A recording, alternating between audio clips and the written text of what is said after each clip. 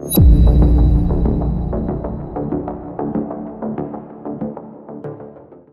selamat datang kembali. Hari ini kita punya sesuatu yang menarik nih. Kita mau bahas sebuah ulasan tentang obrolan panjang antara Joe Rogan dan Elon Musk di JRE episode #2223 itu. Sumber kita ya rangkumannya itu. Nah, tujuan kita kali ini, kita mau coba gali ide-ide kunci sama visi masa depan dari Musk, ya seperti yang dirangkum di ulasan itulah. Kita bakal lihat pandangannya soal energi, terus penjelajahan angkasa, AI, sampai yang itu tuh, koneksi otak komputer. Kita lihat deh intisarinya apa aja. Betul. Jadi fokusnya lebih ke menangkap esensi pemikiran Musk ya, soal teknologi transformatif ini, dan gimana ulasan itu membingkai potensi dampaknya buat kita semua. Jadi ya kita bakal coba selami poin-poin utama dari rangkuman dialognya itu. Oke. Kita mulai dari energi dulu deh kalau gitu. Ulasan itu kan katanya menyoroti penekanan Musk ke energi terbarukan, khususnya surya. Tapi kan ini udah sering ya kita dengar. Ada sudut pandang spesifik gitu gak yang diangkat di ulasan ini? Nah, yang menarik dari ulasan tersebut, itu penekanannya pada ketergantungan absolut pada teknologi baterai.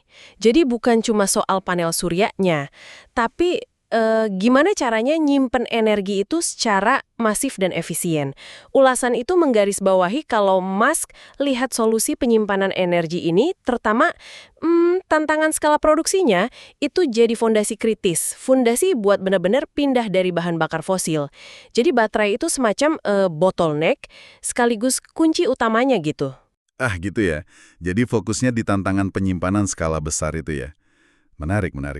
Nah, dari energi di bumi, ulasan ini juga bawa kita ke ambisi luar angkasa Musk lewat SpaceX. Menjadikan manusia spesies multiplanet. Maksudnya bisa hidup mandiri di planet lain kayak Mars, terus bangun koloni di sana. Wah, kedengarannya kan kayak fiksi ilmiah banget ya. Tapi apa sih alasan yang ditekankan di ulasan ini? Kenapa harus ke Mars gitu? Kalau kita lihat rangkumannya ya, ini tuh bukan sekedar soal eksplorasi atau biar keren aja gitu. Visi yang dijelasin itu lebih ke keberlangsungan jangka panjang umat manusia. Semacam strategi, backup eksistensial lah. Ulasan itu membingkai misi Mars ini sebagai langkah mitigasi risiko. Risiko fundamental buat spesies kita, kalau terjadi sesuatu yang katastrofik di bumi. Jadi diposisikannya sebagai kebutuhan, bukan kemewahan. Gitu kira-kira. Backup eksistensial.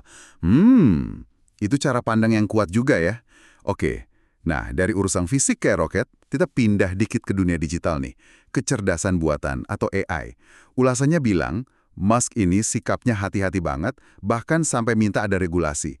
Kenapa sih dia sehati-hati itu menurut ulasan ini? Ada risiko spesifik gitu yang disorot? Ulasan itu ngasih indikasi kalau kehati-hatian Musk itu akarnya dari potensi risiko eksistensial yang beda dari ancaman lain.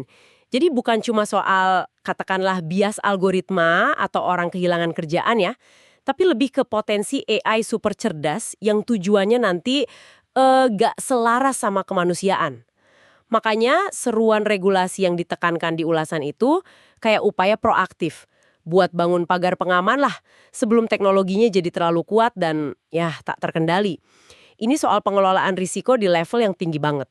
Pengelolaan risiko di level peradaban ya? Wow. Nah, masih nyambung sama AI, ada juga pembahasan soal mobil otonom. Ulasan itu nyebut prediksi Musk kalau ini bakal jadi norma. Katanya sih bisa ngurangin kecelakaan, bikin perjalanan lebih efisien. Apa ulasannya ngasih gambaran lebih jauh? Mungkin soal kapan atau gimana transisinya nanti?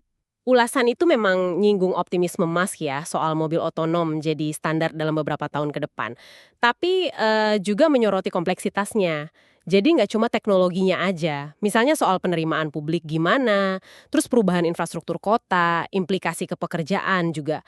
Jadi ya meski teknologinya mungkin cepat siap, adopsi massalnya itu menurut rangkuman itu ya, proses sosioteknis yang lebih rumit gitu.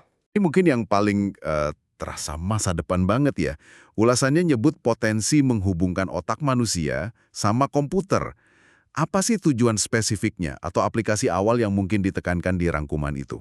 Nah, Kalau soal Neuralink, fokus awal yang diangkat di ulasan itu tampaknya lebih ke aplikasi medis. Misalnya, bantu penderita kelumpuhan atau gangguan neurologis lain buat interaksi sama teknologi. Tapi visi jangka panjang yang juga disinggung itu soal peningkatan kemampuan kognitif manusia secara umum. Katanya sih sebagai cara biar manusia bisa bersaing atau bersimbiosis lah sama AI di masa depan. Jadi ada dua sisi ya, terapi sama potensi enhancement. Wah, gila juga ya. Dari energi terbarukan, terus koloni Mars, AI yang aman, mobil otonom, sampai simbiosis otak komputer ini. Kalau kita rangkum nih, ulasan percakapan ini benar-benar ngasih kita gambaran sekilas ya soal visi Musk tentang transformasi teknologi besar-besaran di banyak lini kehidupan lagi. Tepat sekali. Dan memahami perspektif ini, seperti yang disajiin di ulasan itu menurut saya sih berharga banget ya. Ini bisa ngasih Anda, para pendengar, yang mungkin tertarik sama inovasi, pandangan soal kemana arah teknologi ini mungkin bergerak. Langsung dari rangkuman pemikiran salah satu figur paling berpengaruh lah di arena ini. Iya sih, emang sebuah visi masa depan yang luar biasa ambisius ya yang tergambar dari ulasan ini. Ini mungkin bisa jadi bahan pemikiran juga buat Anda nih. Ngelihat visi teknologi yang sefundamental dan setransformatif ini di depan mata, seberapa siap sih kita sebenarnya, baik secara individu maupun sebagai masyarakat gitu, untuk nyambut, ngelola, dan mungkin ya mengarahkan perubahan sebesar ini. Gimana ya? Nah, kalau Anda penasaran dan pengen dengar sendiri percakapan lengkapnya, ulasan tadi itu merujuk ke episode Joe Rogan Experience #2223. Bisa dicari kok di kanal YouTube Powerful JRI.